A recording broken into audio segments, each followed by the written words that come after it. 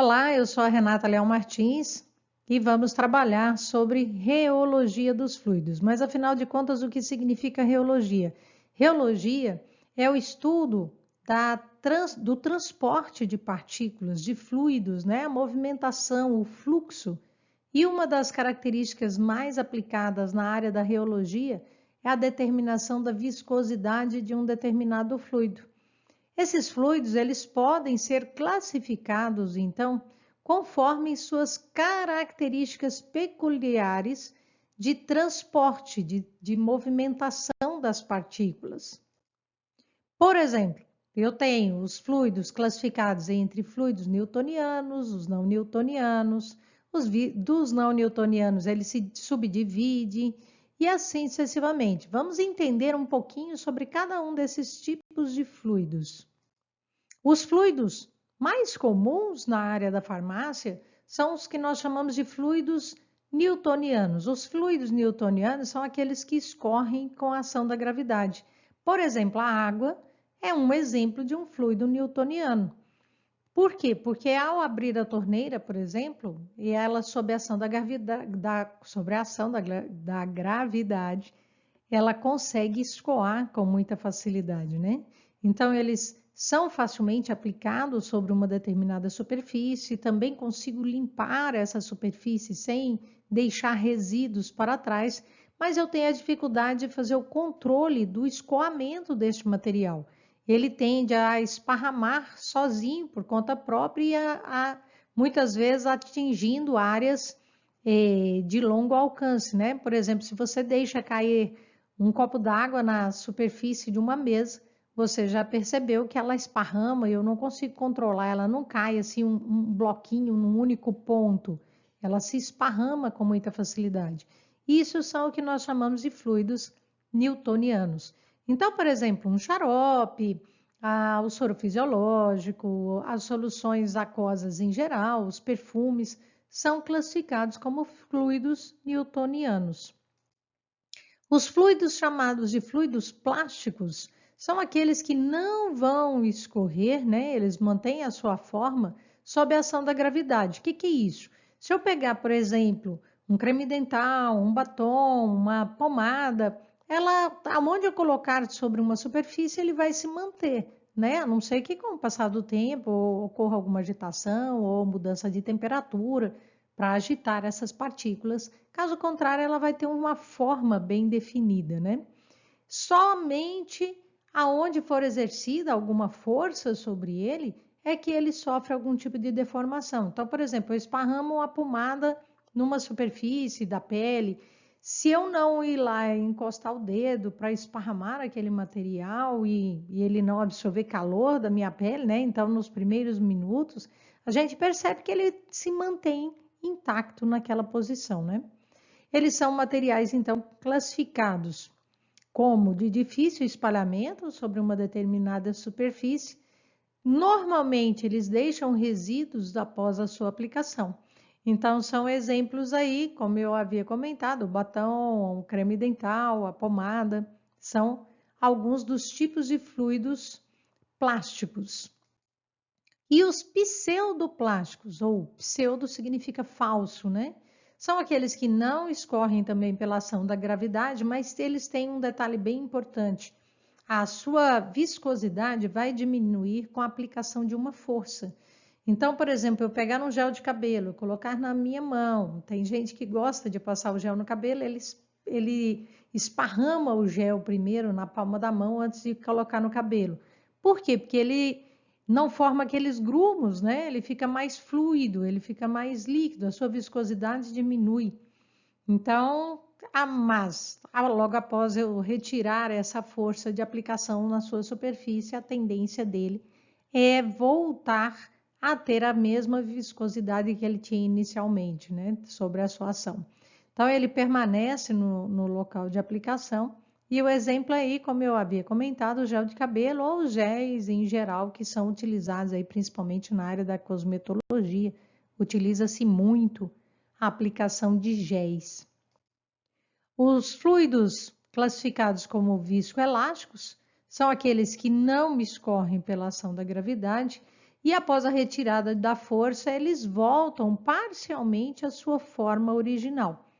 Então, são de difícil espalhamento, pois ele tende a voltar, né? Se eu comprimir, apertar ele, a tendência, a não ser que eu ponha uma força extrema, a tendência dele é retornar à posição de interesse. Eu não sei se você já viu algum vídeo do pessoal rodando aquela massa de pizza, né?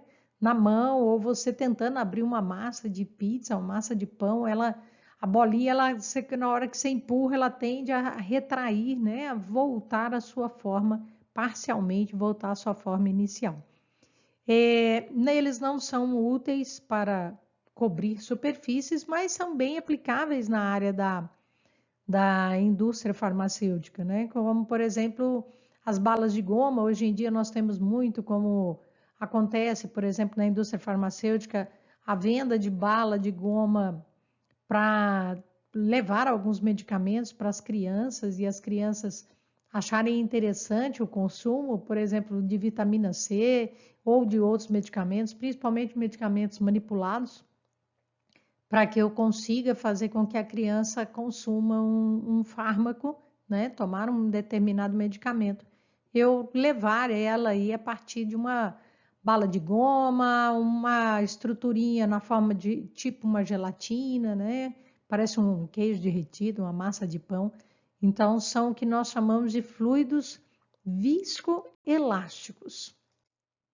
Temos também o que nós chamamos de fluidos tixotrópicos. Os tixotrópicos, eles têm uma característica bem específica. A viscosidade desse material diminui com a aplicação de uma força. Eu não sei se você já, algum dia já comeu um ketchup, na hora que você vai apertar o frasco, ele não gosta de sair, né? Parece que a gente aperta e ele não sai. Aí você dá uma balançada, uma chacoalhada no frasco. A hora que você chacoalha o frasco, aí o material cai. E aí esparrama para todo quanto é lado. Eu brinco que na hora que você resolve conhecer alguém, né? Vai namorar alguém, você leva ele para comer um sanduíche e esparrama ketchup na roupa. Por quê? Porque como ele tem uma viscosidade mais rígida, mas eu agitar, eu dou energia para que suas moléculas esparramem com facilidade. Então, ao fazer o processo de agitação, eu estou aplicando uma força sobre ele que faz ele diminuir a sua viscosidade. Então, ele fica mais fluido. Aí, a hora que eu vou apertar, eu ponho a mesma força que eu pus anteriormente antes de agitar, acaba sendo excessiva e esparrama para todo quanto é lado, né? Portanto, ele é fácil de ser espalhado na hora que eu estou sob a ação de uma força, porque ele diminui a sua viscosidade com essa força. Exemplos são o gel de pectina, muito usado na indústria cosmética e na indústria alimentícia, o ketchup. Nós temos ainda os fluidos que nós chamamos de fluidos dilatantes. O que são chamados de fluidos dilatantes? Os fluidos dilatantes são aqueles em que a viscosidade, ao contrário, a maioria faz é diminuir. Nesse caso, ele faz é aumentar. Aumenta a sua viscosidade, ele fica mais rígido. Eu não sei se você já fez algum dia na sua vida o preparo de uma massa de tapioca, que você está misturando a água lá no polvilho. E aí depende da hora que você alcança, você está tentando colocar a quantidade de água certa para aquele polvilho. A hora que você passa uma, duas gotas a mais de água, ele fica duro, rígido, fica até difícil de você colocar a mão, né?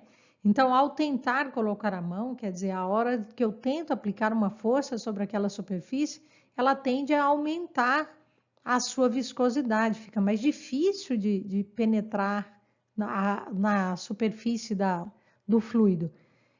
Tanto que já há alguns anos atrás fizeram uma brincadeira na televisão, aquelas pegadinhas em que tinha uma banheira cheia de polvilho, né, de água com maisena ou água com polvilho, para poder mostrar que a pessoa conseguia andar na sua superfície, conforme a força, né, da pessoa aplicar sobre a superfície, ela conseguia andar na superfície até que a força diminuísse e ela ia entrando para dentro. Bom, são utilizados então em que na área da indústria farmacêutica? Utiliza-se muito na área de cosmetologia, né? Trabalhar com cosméticos, com soluções esfoliantes. A hora que eu aplico esse material, então sobre uma força que eu aplico sobre ele, a gente percebe que ele forma uma camada rígida, dura, né? É aquelas máscaras, por exemplo, de limpeza de pele. Então, um exemplo comum que você conhece aí é o amido de milho ou polvilho de mandioca com água. E para finalizar nossas explicações dos tipos de fluidos, temos os fluidos que nós chamamos de fluidos reopédicos. O que são esses fluidos? São fluidos que não têm uma tensão mínima para que haja deformação, igual acontece com os fluidos newtonianos, né? Eles não precisam de ter uma força, uma tensão mínima, força contrária mínima, para que ele consiga fluir. Ele escorre livremente, mas com a aplicação de uma força, sua viscosidade também tende a aumentar. E aí fica assim por um tempo. E ele é útil, né, para nós fazermos algumas aplicações. Então, um exemplo de um fluido reopédico muito importante para a área da saúde é a utilização da classificação, né, de fluido reopédico para o sangue. Então, o sangue ele é considerado um fluido reopédico. E o chantilly é outra mesma característica, né? Ele tende a manter por um determinado tempo a sua viscosidade quando eu aplico uma força. Então, quando você compra um frasco que tem chantilly, você agita o frasco para poder aplicar ele, ele faz o formato, o molde de interesse. O sangue, então, temos essa vantagem dele também aumentar a sua viscosidade sobre uma agitação qualquer. Então, ele tende também a manter a sua viscosidade aumentada por um determinado tempo. Eu espero que vocês tenham entendido sobre reologia. Qualquer coisa, nos procurem no Fórum Café. Bons estudos, pessoal!